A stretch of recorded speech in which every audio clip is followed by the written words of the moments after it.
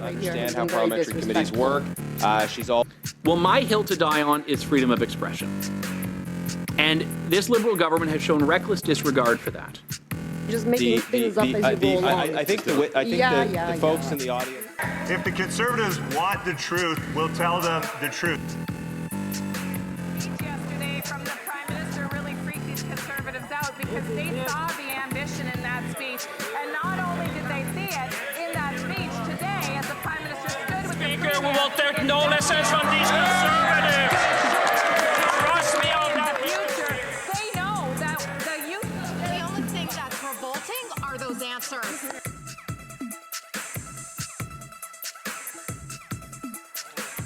It is too bad that that minister didn't write the Prime Minister's speech yesterday, because it wouldn't have bored and depressed to tears all of those poor students stuck in that room.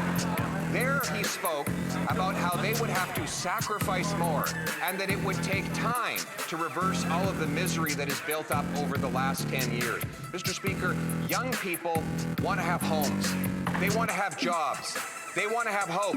They want a budget that is affordable so they can have a life that is affordable. Will the Prime Minister introduce that budget so that Canadians can restore the promise of their country? And we decide what comes next. Canada know that this government has their back. It will continue. There's going to be a powerful statement for the young people of Canada. Driving inflation. The more Liberals spend, the more it costs Canadians at the grocery store. 25% of Canadians are using food banks because they can't afford to eat.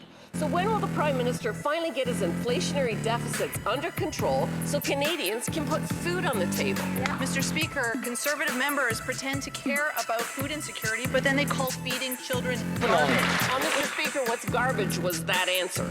Did the Prime Minister see the ad before it went out?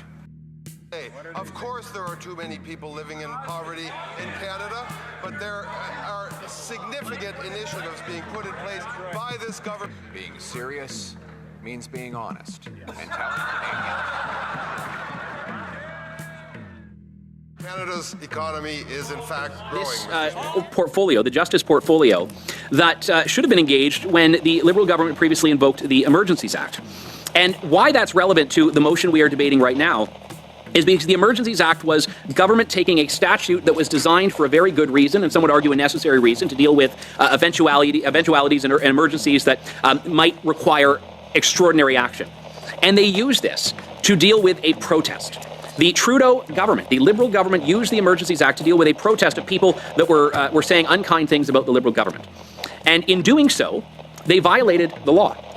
And I don't mean they violated some bylaw. I don't mean the government, violated some minor statute. They actually violated the most supreme law in the country, which is the Constitution of Canada. And this is not my opinion. This is a decision by the federal court.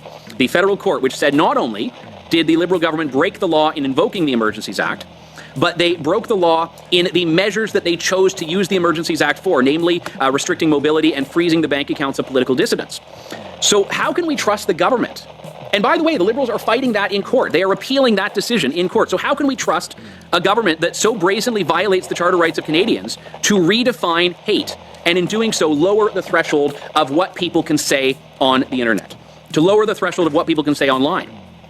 And after the Minister of Justice testified before our committee and admitted that Bill C-9 will, in fact, affect online speech, will affect social media posts, I saw on social media there are a lot of people looking at, from the United Kingdom, examples of police literally knocking on people's doors because of their tweets, because they posted something on social media.